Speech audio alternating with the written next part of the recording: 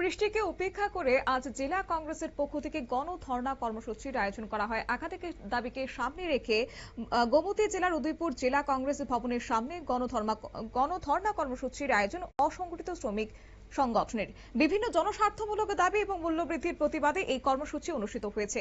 গণধর্ণায় উপস্থিত ছিলেন ত্রিপুরা প্রদেশ কংগ্রেস সভাপতি আশিস কুমার সাহা, উদয়পুর জেলা কংগ্রেসের সভাপতি টিটন পাল, অসংগঠিত শ্রমিক সংগঠনের রাজ্য সভাপতি শান্তনু পাল, ওবিসি ডিপার্টমেন্টের রাজ্য সভাপতি মনোরঞ্জন দেবনাথ, ছাত্রনেতা আমির হোসেন সহ দলের অন্যান্য নেতা কর্মীরা।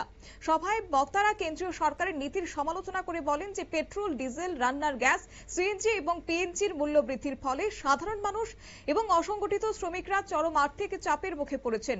মূল্যবৃদ্ধি নিয়ন্ত্রণ থেকে শুরু করে জ্বালানির দাম কমানো, কর্মসংস্থান বৃদ্ধি ইত্যাদি দাবিতে আজকে সরব হয়েছেন তারা। কি বললেন এই প্রসঙ্গে প্রদেশ কংগ্রেস সভাপতি আশিস কুমার সাহা, শুনুন।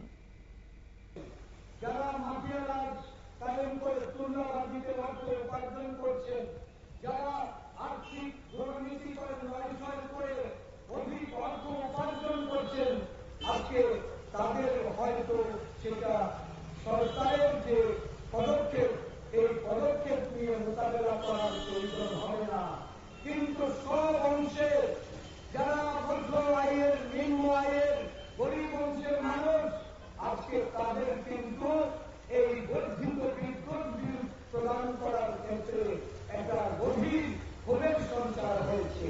বিভিন্ন জায়গায় আজকে আমরা লক্ষ্য করছি এই বিদ্যুৎ বিল প্রদানে মানুষ রাগে ক্ষোভে তারা গ্রাহক সমিতি।